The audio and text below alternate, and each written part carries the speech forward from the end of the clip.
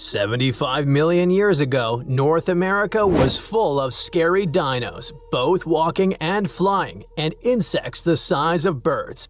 But the biggest predator there was something way scarier, a crocodile so massive it could swallow dinosaurs whole.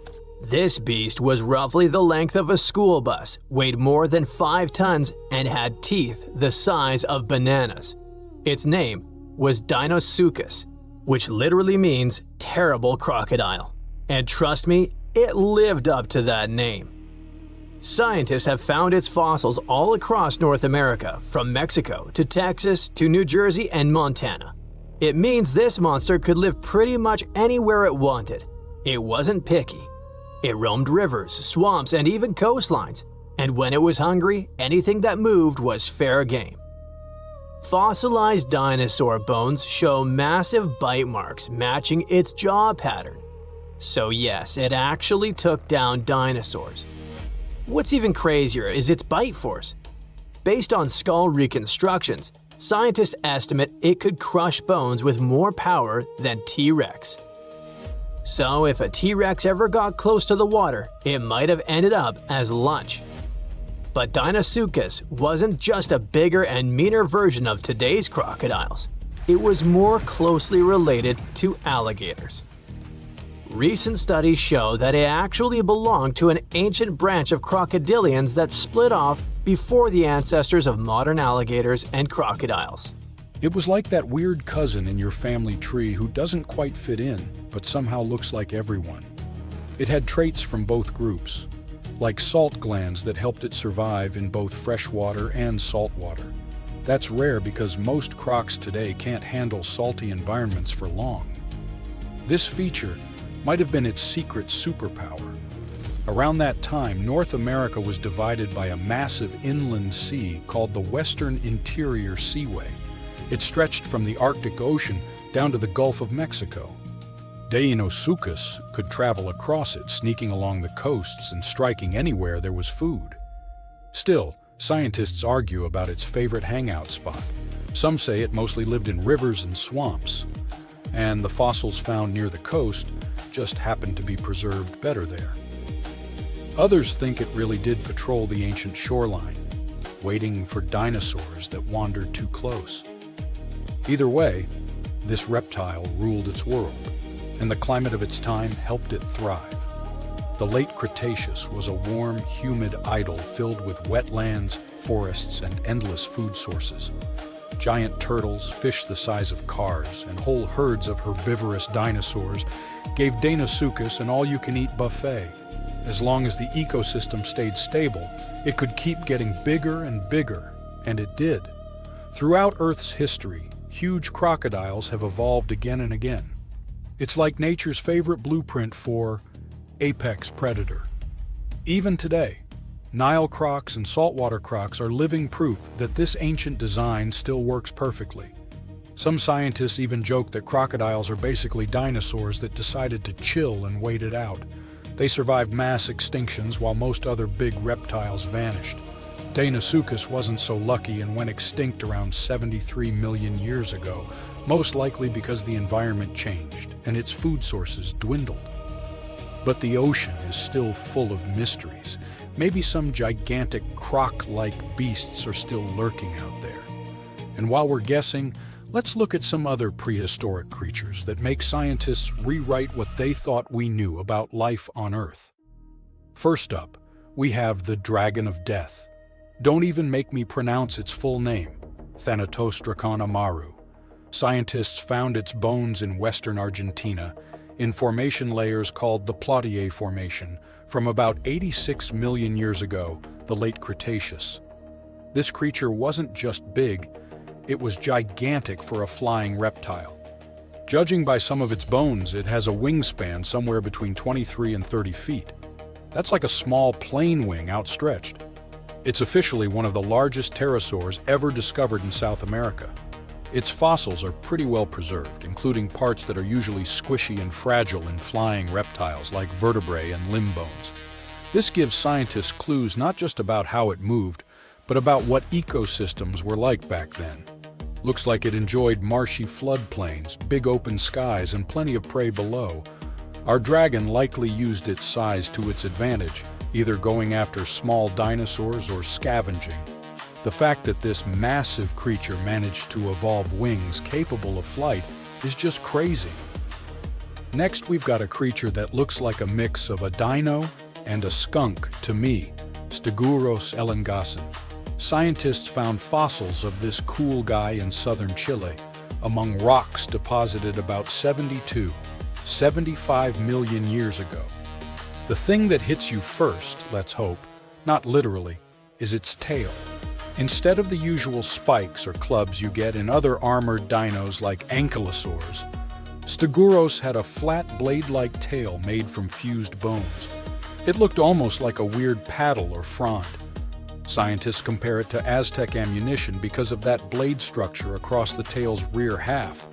It wasn't huge, only about 6.5 feet long, but what it lacked in size it made up for in weirdness and cleverness. Its body had armor plates, protective skin scutes, and a skull structure showing features of different dinos. So it was kind of a hybrid in style, which got paleontologists rewriting some of the family trees of armored dinosaurs. Also, the fossil is unusually complete, about 80%, which is rare because armor bones are often damaged or missing. This is super useful for science because it shows us how armor evolved, especially in southern continents.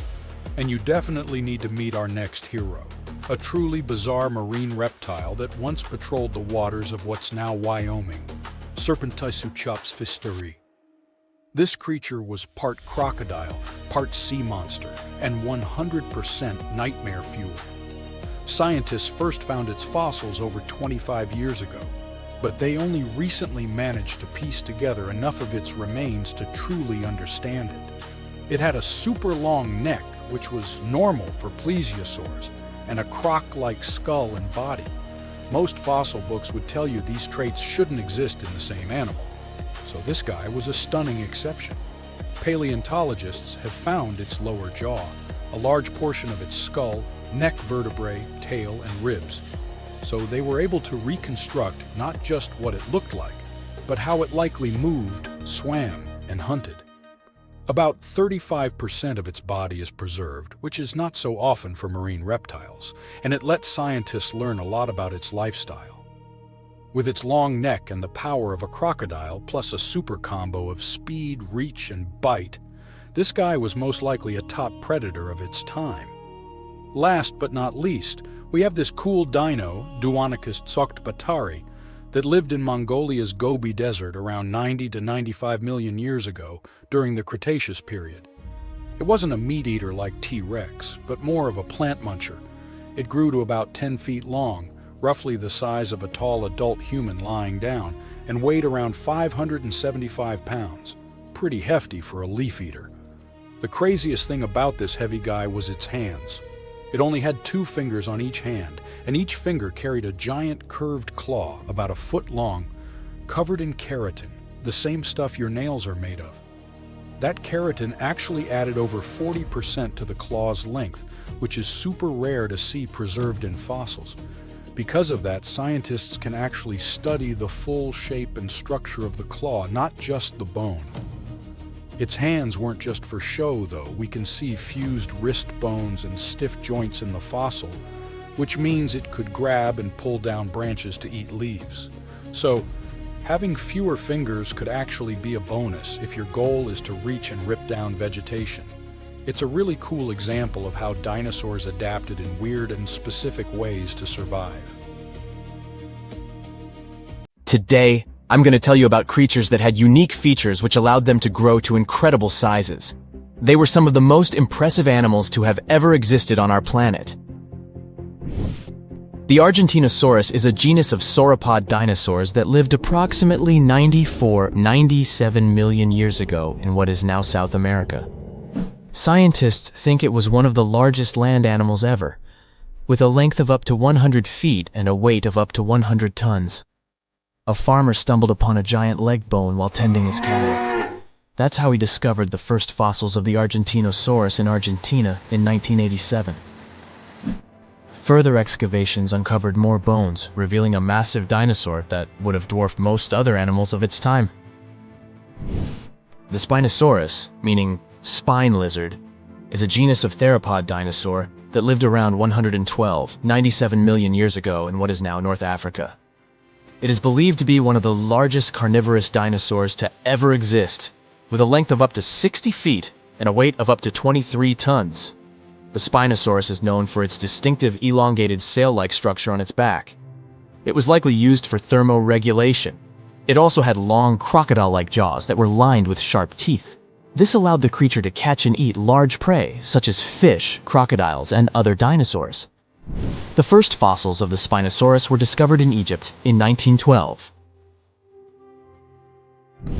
The sperm whale, Physeter macrocephalus, is a species of toothed whale that is the largest toothed predator on Earth. It also has the largest brain of any animal species. It is found in oceans all over the world and can dive to depths of up to 7,000 feet in search of food. You can easily recognize sperm whales by their massive, block-shaped heads, which can measure up to 1/3 of their total body length. They have dark brown or grayish-blue skin and a distinctive wrinkled appearance. The Titanoboa is an extinct genus of a giant snake that lived approximately 58 million years ago. It is considered to be the largest known snake ever. It could grow up to 42 feet and weighed around 2,500 pounds. The first fossils of the Titanoboa were discovered in a coal mine in Colombia in 2004. This discovery meant a lot because it provided insights into the size and behavior of snakes during the Paleocene era, as well as the overall climate and ecosystem of the time. The blue whale, Balænoptera musculus, is the largest animal on Earth, measuring up to 100 feet in length and weighing as much as 200 tons. These marine mammals are found in oceans all over the world and can live up to 90 years. Blue whales have a long, streamlined body that is usually blue-gray in color with mottled patterns. They have a small dorsal fin and 2 pectoral fins that are about 1/3 the length of their body. Blue whales feed on tiny shrimp-like creatures called krill, and they eat a lot. A single adult blue whale can eat up to 8,000 pounds of krill in a day. The Lineage is an extinct genus of large, bony fish that lived during the Jurassic period, approximately 155 million years ago. It is believed to be one of the largest fish that have ever lived. Some estimates suggest that it could grow up to 55 feet in length. The first fossils of Lineage were discovered in England in the 19th century, and more recent discoveries have been made in other parts of Europe, South America, and Africa. Despite its enormous size, the Lineage was a filter feeder, similar to modern-day whale sharks, and likely fed on plankton and other small organisms. The creature did it by simply swimming with its enormous mouth open, filtering water through its gills. The Pterodaustro is an extinct species of flamingo-like birds that lived approximately 35 million years ago. They were relatively small birds with a wingspan of about 2-3 feet. And they were known for their distinctive long, narrow beaks equipped with comb-like structures used for filter feeding. The Pterodaustro lived in shallow bodies of water, like lakes and lagoons, and mostly fed on small crustaceans and other tiny organisms. The animal filtered them from the water using the comb-like structures on the inside of its beak while swimming through the water. The African elephant is the largest land animal on Earth, and one of the most recognizable ones. There are 2 species of the African elephant, the savanna elephant, Loxodonta africana, and the forest elephant, Loxodonta cyclotis. You can see them in various parts of sub-Saharan Africa. These creatures can be identified by their large size, gray skin, and long trunks. African elephants can grow up to 13 feet tall and weigh up to 14,000 pounds, depending on the species and gender. So imagine stumbling upon a creature so huge it could dwarf even the largest known marine animals today. Scientists discovered the fossils of this beast on England's coast and believe it once ruled the waves. The new species was named Ichthyotitan severnensis, but thankfully for me, scientists nicknamed it the Little Stock Monster. Its estimated lengths range from 72 to 85 feet long, almost as big as a blue whale. Megalodon can't even compare to this. It was only about 60 feet long. And what's crazy is that this fossil we found wasn't even an adult, so who knows what their actual size was? The first piece of the Little Stock monster was discovered in 2016 in the Westbury Formation. Researchers found a 3-foot-long jaw part that belonged to an unknown species. For years, this single fragment had been driving them crazy because they had no idea what that animal was. Then, in 2020, a miracle happened, of sorts. A father with his 11-year-old daughter found the second piece of fossil on a beach. This discovery led to more findings. Finally, in 2022, the last piece of the literal jaw puzzle was found, buried along the Somerset coast. This leviathan belonged to the Shastasaurid family. Both the Little Stock monster and other Shastasaurids had one ancestor, so all the species in this family are super similar to each other. For example, all of them were the largest marine reptiles ever to exist. Although our Little Stock monster is much larger, most Shastasaurids could grow up to only 69 feet long, and it's possible that the Little Stock monster, when fully grown, would reach up to 100 feet or even more. Both of their bodies were just perfect for cruising the ancient seas. These marine titans were elegant and slender, with an elongated snout. Other marine animals at the time were smaller and looked more like dolphins. Shastasaurids had long paddle-like limbs adapted for efficient swimming. Their skulls show large eye sockets, which means they had excellent vision. If you were in the ocean, no matter what time it was or where you were hiding, they could spot you. They were also incredibly fast and could dive to great depths. Of course, all these things made them the most terrifying predators. They ate pretty much everything, including fish and squid, and you if you were there. They probably captured their prey like whales, opened their huge mouths, and literally sucked the fish in. What made the Little Stock monster especially scary is that it wins in the jaw competition. For other Shastasaurids, their jaws were a bit weaker, so they hunted smaller fish, kind of like today's orcas. They required vast amounts of food. This shows us that the Earth's Triassic oceans had rich, productive food webs. But the Little Stock monster has this unique feature. It could open its jaw almost 90 degrees upwards. It also had tons of powerful muscles around. Its jaws were horrifyingly strong. So while others were hunting some squids, the Little Stock monster probably hunted large fish and even other marine reptiles. Fossils of Shastasaurids have been found everywhere in the world, from North America to Asia. This means that these creatures dominated and terrorized the oceans for millions of years, although even they weren't completely safe from scavengers. And that's exactly why we struggle to find these fossils now. Scavengers didn't leave any remnants of them. So, while we have some fossils of this marine family, they mostly remain a mystery for us. They lived in the oceans about 200 million years ago, in the late Triassic period. The Earth looked completely different back then. All continents were united in one Pangaea, a huge landmass. Some parts of this supercontinent were covered with lush conifer forests, while others were dry deserts and open prairies.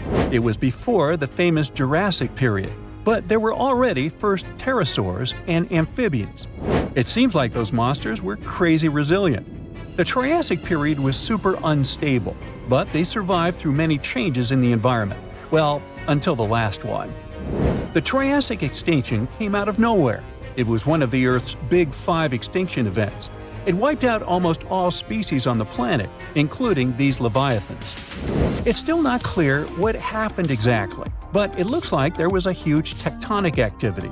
Volcanoes in the oceans were going crazy back then. These massive volcanic eruptions have probably altered the climate and ocean chemistry, leading to the extinction of many species. Scientists have a theory that it might have happened because there was a rain of comets flying to our planet from the Oort cloud. This likely happens about every 200 million years or so. I wasn't around then, so I'm just guessing here. In any case, after the extinction, the Earth took some time to recover. Then it entered the famous Jurassic period. More terrifying sea monsters were on the way. One of them left us a colossal skull. This fossil is 150 million years old, and it also belonged to a sea beast from Jurassic times. They called it the Sea Rex.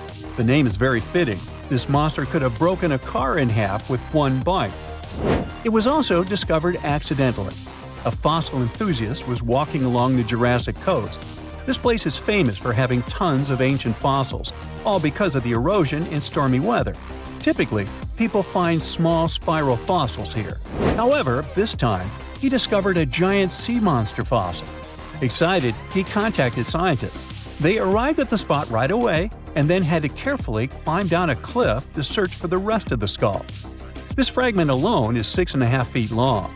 Turns out, it's a newly discovered species of pliosaurs, giant predators of the ancient seas. Pliosaurs were among the largest marine predators ever. Some of them grew up to 40 feet long. They used their huge teeth to snatch and devour prey, including other reptiles. Well, at least those creatures are far gone. But what about the horrors that still live in our oceans? Recently, biologists discovered the world's longest animal, the one that's still alive to this day. They found it off Australia's coast, on the Gascoyne coast, a very mysterious and unexplored place. There, underwater vehicles stumbled upon a frightening 150-foot-long siphonophore that's twice as long as many blue whales and 3 times as long as a humpback whale.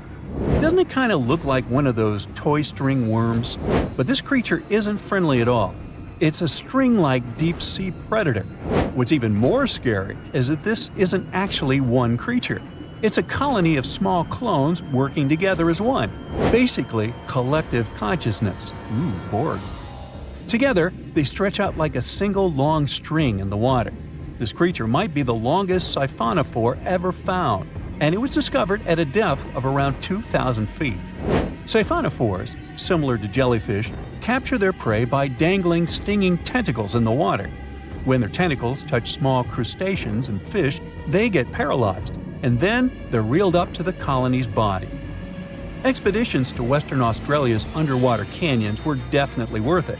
Together with that siphonophore, scientists have discovered up to 30 potential new marine species.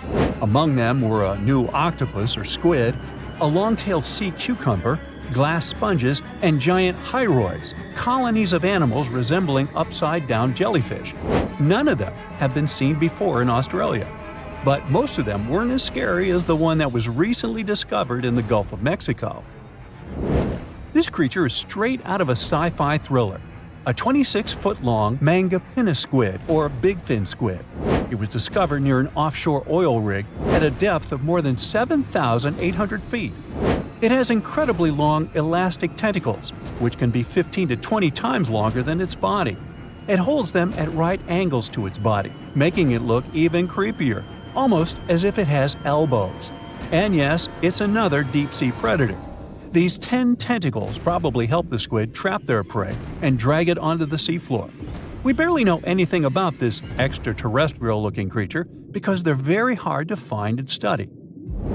And if you think their tentacles are awful, just check out these creatures with 20 arms. This thing looks like a facehugger. This new species is lurking in the frozen depths of Antarctica. Experts were searching for cryptic sea animals known as Promachocrinus, or Antarctic feather stars. They're kind of similar to starfish and sea cucumbers, but have an otherworldly appearance and can live up to 6,500 feet below the surface. It's called the Antarctic strawberry feather star. Despite its pretty name, its appearance is anything but cute. It has a bizarre strawberry-like body from which 20 spindly arms branch off. Its coloring ranges from purple to dark reddish, and the arms all have different lengths and thickness. Who knows how many more of such scary creatures we'll discover in the future. This is Lolong, the largest crocodile ever found, stretching about 20 feet long. Now, imagine living in a world full of Lolongs, only with longer legs and the ability to run on land like a greyhound. It sounds like a nightmare monster, but she was real. Fossils of giant crocodile-like creatures were discovered back in the 1930s. And now, scientists have found that these beasts once roamed and dominated lands far bigger than they imagined. We're talking about the Sebecids. They're a family of prehistoric crocodiles that once ruled South America, especially in what is now Argentina, Brazil, and Bolivia. And scientists discovered that these ancient predators were huge. Some species may have grown up to 20 feet long. Now, to give you an idea of how big that is, well, that would be you, and that would be her. Yeah, good luck outrunning that. Oh, by the way, they wouldn't be slithering in the water. They'd be walking right beside you. And that's actually the biggest difference between them and their crocodile relatives. Most Sebecid species lived entirely on land. They were like lions, powerful, moving on all fours, but with tough crocodile-like skin. That image alone is already terrifying. But it gets worse when you figure these guys were fierce predators and we could have easily ended up as part of their dinner. Everything about them was perfectly built for the chase. They had narrow, dinosaur-like skulls and long legs that helped them sprint after their prey. They especially liked sloths and rodents, but honestly, with those sharp saw-like teeth, well, anything that crossed their path didn't stand much of a chance. And if one of their victims tried to fight back, well, that would have been a big mistake. Most of these crocodile ancestor species had tough bony plates under their skin that worked like natural armor. They were seriously tough, but don't worry, you don't have to fear them. Luckily, for us at least, these beasts aren't roaming the earth anymore. According to Jonathan Block, a paleontologist at the Florida Museum of Natural History, these mysterious predators may have been the last of the Deinosuchus, a broad group of reptiles that first appeared back in the Jurassic period. Yep, these bad boys shared the planet with dinosaurs. That is, until the asteroid hit the Earth about 66 million years ago. Dinosaurs went kaput, and mammals took over. They became the land animals, but their path to the top wasn't exactly smooth. They still had to deal with the Sebecids in South America. That's right, those tough crocodile-like predators actually survived the asteroid disaster. They also ruled and stayed at the top of the food chain until around 11 million years ago. Or at least that's what scientists thought. Until they started finding strange fossilized teeth in the Caribbean. Uh-oh. Let's go back about 30 years when researchers uncovered two roughly 18 million year old teeth in Cuba. They had a tapered shape and tiny sharp serrations, perfectly designed for tearing into meat. There was no mistake. Scientists were looking at something that belonged to a top predator. But the question was, who? Had they found a fossil of an ancient giant croc? Well, maybe. Those teeth could have been from a species of Sebecid, but that was strange, since scientists didn't think such large ancient predators ever lived in the Caribbean. And things got even stranger when another tooth turned up in Puerto Rico. This one even older, about 29 million years old. But there was a problem. Those teeth alone weren't enough to identify a specific animal. They needed more. So the mystery remained unsolved. Everything changed in 2023. Local work crews were building a road in the Dominican Republic when they suddenly stumbled upon ancient bones. Researchers soon realized they were looking at a fossilized tooth, but this time it came with two vertebrae. That was a big deal, because it's really hard to tell ancient crocodile species apart just from their teeth. But with those two vertebrae, things were different. Crocodile relatives with serrated teeth usually had ball and socket joints between their vertebrae, but in Sebecids, that part of the spine was flat, so that made all the difference. It was enough to confirm that the fossil from the Dominican Republic belonged to a Sebecid. And just like that, scientists discovered that this ancient predator really did live in the Caribbean. And even more surprising, they found out it was roaming around at least 5 million years before Sebecids were thought to have disappeared everywhere else. Okay, but why is finding their fossils in the Caribbean such a big deal? Or better yet, why were scientists so sure before this discovery that they didn't live there? Well, that's because this prehistoric reptile didn't like the sea. Let me explain. The Caribbean is a region in the Americas made up of islands and the surrounding coastal areas. That meant for a land-loving ancient crocodile to travel from, say, Colombia to the Dominican Republic, it would have had to swim. And I mean really swim. We're talking over 350 miles of open ocean with strong currents and rough waves. You can see why that would have been a serious challenge for a land-based Sebecid to cross, right? So, that's why scientists thought these prehistoric crocodiles could never have lived in the Caribbean. But now that researchers are finding their fossils there, they may have to find an explanation. And that is where this discovery becomes even more interesting, as it actually supports the Garlandia hypothesis. This idea first appeared in 1994. It suggests that millions of years ago, the movement of Earth's tectonic plates caused a stretch of land, now mostly underwater, to rise up in the Caribbean. This land, called the Aves Ridge, may have connected South America all the way to Puerto Rico, and then to other Caribbean islands like Hispaniola, Cuba, and Jamaica. So basically, it worked like a temporary chain of land bridges, a kind of natural highway that once allowed animals to go from South America to the Caribbean. Mammals, amphibians, and reptiles could actually walk right across instead of taking their chances at sea. The Garlandia hypothesis definitely sounds fascinating, but it's still up for debate. It hasn't been fully accepted by scientists yet, even though plenty of studies since the 90s seem to back it up. And this new discovery of a giant crocodile-like creature in the Dominican Republic could be one more important clue pointing in that direction. It's possible that many of the places where these Sebecids once thrived started to disappear as the global climate cooled. Bit by bit, some of them were pushed into warmer tropical areas, until, eventually, the only places left for them to live were the Caribbean islands. This discovery lines up with something else that ecologists have observed around the world. Islands can act like museums of biodiversity, in the sense that they offer a safe place where plants and animals can keep surviving long after their relatives on the mainland have disappeared. In the case of Sebecids, the difference is striking. The most recent fossils found in South America date back between 10 and 12 million years ago. But the tooth and vertebrae found in the Dominican Republic are much younger, only about 4.5 million years old. That means this island might have been the last place these giant reptiles called home. And if those serrated teeth found on other Caribbean islands also turned out to belong to Sebecids, that would be huge.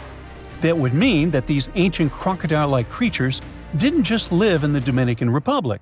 They were spread across the Caribbean. And who knows, maybe we'll still find more of its fossils in places like Puerto Rico, Haiti, and Jamaica. Although the tropics are among the most biodiverse places on Earth, much of their natural history remains a mystery. Discovering a giant ancient crocodile in the Caribbean is a reminder that the world we live in today is just one chapter of Earth's long, ever-changing history. And who knows what other prehistoric crocodiles or ancient creatures are still waiting to be found beneath our feet.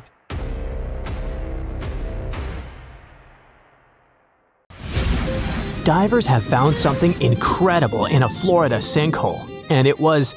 Stop, we need to leave a warning here. You're about to hear some pretty unusual scientific information. This knowledge will make you the smarty pants in your friend group. But there's also a risk that they'll look at you as a nerd. So perhaps it would be better for you to keep this knowledge a secret. In any case, it won't be superfluous. So, you know that scientists divide the history of our planet not only by time periods, but also by which animals lived at a certain time. For example, 2,000 years ago, Earth was inhabited by the blobfish, and scientists call this time the blobfish period. It's a joke, there's never been such a period, but you get the gist. The period between about 419.2 million and 358.9 million years ago is called the Devonian period, or the Age of Fish. Do you know why? Because the first fish began to appear on the planet. The Paleogene is the period of large mammals. The famous Jurassic period marks the appearance of giant dinosaurs, which we often see in the movies. Even now, we live in a certain period called the Quaternary period. It began about 2.6 million years ago and continues to this day. This is the time of humans and modern animals. So the next time somebody asks you what time it is, you can just answer, it's the Quaternary period. In short, the names of these periods depend more on what creatures inhabit the planet. The longest period is the Precambrian period, or Age of Early Life, the time when life on the planet started to form. Soft-bodied worms and jellyfish swam in the ocean, while microorganisms lived on land. This period occupies almost 90% of the Earth's total geological time. It started about 4.5 billion years ago and ended 540 million years ago. Oh, it's still a video about divers, don't forget. We'll get back to them soon. Considering all these periods, do you know which one is of the most poorly studied? A period about which scientists know almost nothing, especially about the animals that lived at that time. This is the Irvingtonian North American land mammal age. It lasted from about 1.6 million to 250,000 years ago. Scientists have very few fossils that belong to this time, but recently, everything has changed. In the USA, there's the Steinhatchee River, which stretches for several tens of miles in the area of Big Bend, Florida. And just 500,000 years ago, there was a sinkhole instead of the river. This is a hole in the ground that forms when water dissolves the upper rock. This rock is often limestone. Sinkholes appear in places with a lot of precipitation. Sometimes these pits can be invisible.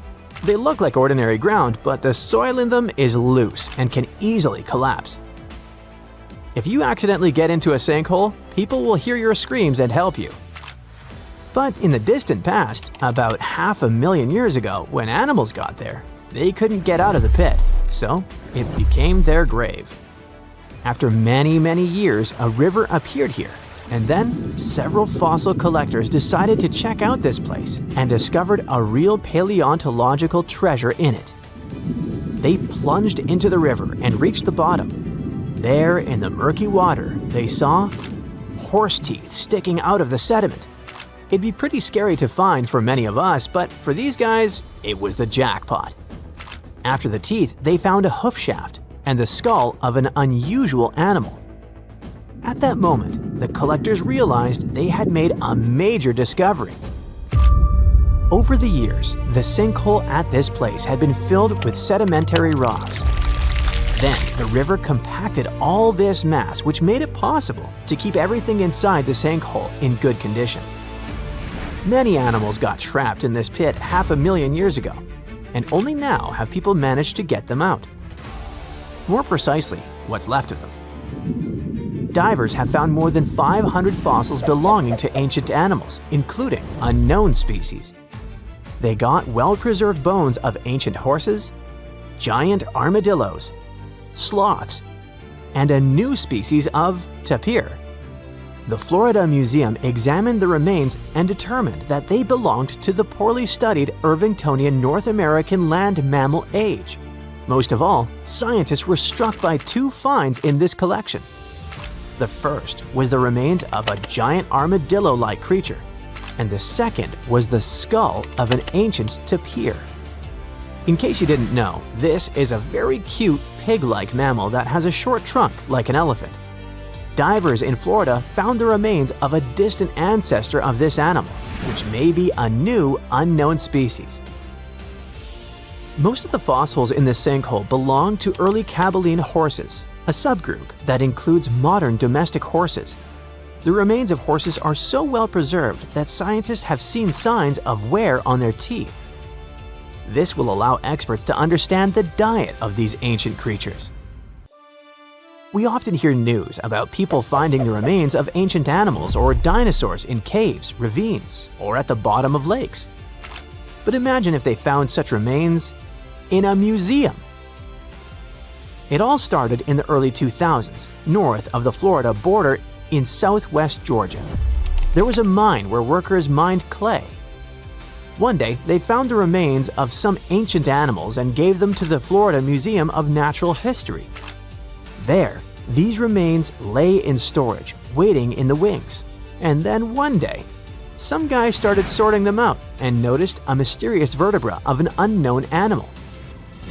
This little grab caught the guy's attention, so he returned to it over and over again. He studied it, trying to figure out what species the bone belonged to. One day, he realized the bone belonged to an unknown extinct lizard species that looked like a tegu. You've probably seen these predatory creatures that look like monitor lizards. So, the age of the bone was about 15 to 17 million years old. Let's wrap up our video with something weird. You see this piece of amber-colored stone with stripes? Or is it not the stone? It looks like an ancient seashell. So right now, you're looking at the oldest fossil in history. It's a stromatolite, and its age is, you won't believe it. Make a guess. 100 million years? 500 million years? 1 billion? No. This fossil is about 3.4 billion years old. It represents one of the earliest forms of life on Earth. No, not the stone itself. Stromatolite is just a playground. The early form of life here is these thin strips. They're called cyanobacteria, tiny single-celled creatures. Okay, what about the remains of something bigger? Some ancient animals, for example? Meet the trilobites. They lived here during the Cambrian period, which began about 500 million years ago. This is the time when many invertebrates and fish began to appear. Their exoskeletons helped the trilobites stay remarkably well preserved, considering their age. They were arthropods that looked like something between a spider, a scorpion, and a mutant from another galaxy. These animals lived for a very long time, and people find their remains almost all over the world. They appeared at the very beginning of the Cambrian period, survived it, and became extinct at the end of the Permian period. During the Permian mass extinction, when about 90% of all living beings were wiped off the face of the Earth. These creatures swam in open water, burrowed into the seafloor, or crawled along it. They lived like predators and scavengers. The front of the animal was protected by a strong head shield. It had crescent-shaped eyes and a calcified plate on its lower body. This plate covered its esophagus and mouth. It had several pairs of legs growing from its body. The trilobite could also curl up into a ball, like a woodlouse. Recently, we discovered fossils of the ancient winged terror from Mongolia. A colossal pterosaur with a massive wingspan of 32 feet. This creature was the size of a small aircraft, towering as tall as a large bull giraffe when standing on the ground. There's even a chance that this was the largest flying animal to ever exist. It lived around 70 million years ago in a warm, dry habitat filled with dinosaurs. This predator was stalking its prey on the ground. Baby dinosaurs might have been its favorite meal. We don't have a name for this Mongolian fossil yet, but it's a groundbreaking discovery as the first pterosaur of its size found in this part of the world. And it wasn't the only terrifying pterosaur. 70 million years ago, the Earth looked very different from today. Imagine a world where the continents weren't in their current positions, but instead were grouped together in different ways. There was no Atlantic Ocean yet. It was just forming. Soon, South America is going to split apart from Africa, and India will become its own separate island. It was the final days of the Mesozoic era. This period was divided into Triassic, Jurassic, and Cretaceous periods. The land was covered with shallow oceans and seas, with a lot of islands across North America, Europe, Asia, and Africa. Parts of what is now the United States were underwater, between the Rocky Mountains and the Appalachians and Ozarks. If we were to look specifically at Virginia during this time, we would find it submerged under a shallow sea, part of the early Atlantic Ocean. The climate was surprisingly mild. The oceans and the planet in general were warmer and ice-free at the poles. First, flowering plants started to appear, which was great news for insects like ants, bees, and butterflies. And of course, it was a time when huge animals, including our favorite dinosaurs, roamed the land, ruled the seas, and dominated the skies. But it wasn't just dinosaurs. Many new species of animals were appearing. Among them was the giant Quetzalcoatlus. Imagine a massive, flying reptile with wings as wide as a fighter jet. It was named after an Aztec deity, but let's call it Quetz for short. Quetz lived alongside dinosaurs, but were not dinosaurs themselves. It belonged to a family of majestic flying creatures, Azadrichidae. These amazing beasts were named after a dragon in Uzbek mythology. It's not hard to see why. Living in the late Cretaceous period, around 85 to 65 million years ago, Ketz and its kin ruled the skies. They had little competition from non-flying dinosaurs and fewer birds than we see today. They had special adaptations to stay light for flight, with bones filled with hollows and pits to reduce weight. And they weren't just airborne, they were skilled walkers too. They were strutting around like storks on the ground. But there was another, lesser-known giant called Hatzegopteryx. Let's call it Hatz. This beast was discovered in Romania in the 70s. It's a hidden gem compared to the more famous Ketz. Most of them had wingspans over 40 feet. That's as big as a school bus. To give you an idea, today's largest flying animal, the wandering albatross, only has a 12-feet wingspan. Hatz called Hatag Island home.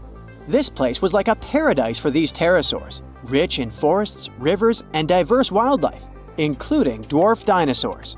With few predators and plenty of resources, Hatz grew to immense proportions. It had a powerful jaw, a strong neck, and a sturdy body, making it a formidable predator. It might have even gone after dinosaurs. Surprisingly, despite its hefty build, Hatz could fly. Maybe not long distances, but likely used its wings to explore the island. Movies often make dinosaurs seem scarier than they were in real life, but one dinosaur was actually more terrifying in reality than on screen. One of them was Dilophosaurus. You might remember it as a small venom-spitting dinosaur that played a minor role in Jurassic Park, but in reality, it was known as one of the kings of the Jurassic era. It lived about 180 million years ago, a bit earlier than the pterosaurs were mentioned. It faced tough conditions, with extreme seasons and large deserts. The first fossils of this monster were found in the 40s in northern Arizona, but they were mixed up with another dinosaur called Megalosaurus. Years later, a new fossil was found in the same area, and it had something special: 2 crests on its head. This meant it wasn't a Megalosaurus after all, so it got a new name, Dilophosaurus, meaning two-crested lizard. Contrary to what Jurassic Park showed, the real Dilophosaurus didn't have a frill around its neck. Instead, it had 2 big crests on its head, probably used for showing off or finding mates. This Dilophosaurus wasn't small. It wasn't as big as some later dinosaurs, but still huge, about the size of a large car. It weighed around 880 pounds, similar to a brown bear. It was the biggest land animal in North America during its time. Dilophosaurus was fierce. Its jaws were full of sharp teeth, perfect for hunting, either fish or land animals. It likely preyed on large animals, including other dinosaurs. Its arms were strong and had sharp claws, making it the top predator of its time, ruling over the entire North America. Late Jurassic North America was a tough place to live in general, especially in the western United States. The dry seasons were harsh, and only the biggest dinosaurs could survive there. It was like a land of giants. But size wasn't the only thing that mattered. There were smaller dinosaurs that could hold their own. One of them is Ceratosaurus. It made a huge fuss when it was discovered in 1883. While fossils of this nature are hard to find, its unique features make it easy to recognize. Plus, the fossils were almost complete, which helped us to describe them quickly. It had a face that could scare anyone. Rows of sharp teeth, bony bumps over its eyes, and its most iconic feature, a horn on the nose, which was probably used for display or fighting. This horn earned Ceratosaurus its name. Our early reconstructions were wrong about its size and posture, though. Ceratosaurus was a medium-sized predator, but some individuals could grow up to 20 feet long and weigh over 2,000 pounds, like a hefty bison. Despite its smaller size compared to other dinosaurs, it didn't lag behind. It had strong legs for running and small but grasping arms. Ceratosaurus likely hunted a variety of prey, including other dinosaurs and possibly fish and smaller animals near water sources. Sadly, the reign of these majestic creatures came to an abrupt end around 66 million years ago. For a long time, we believed it was because of an asteroid impact. But our new computer simulations show that the main culprit might have been volcanoes. Volcanic eruptions spewed gas-filled lava for about 1 million years. This gradually caused the changes in temperature and carbon levels in Earth's atmosphere. The Earth became darker and more toxic.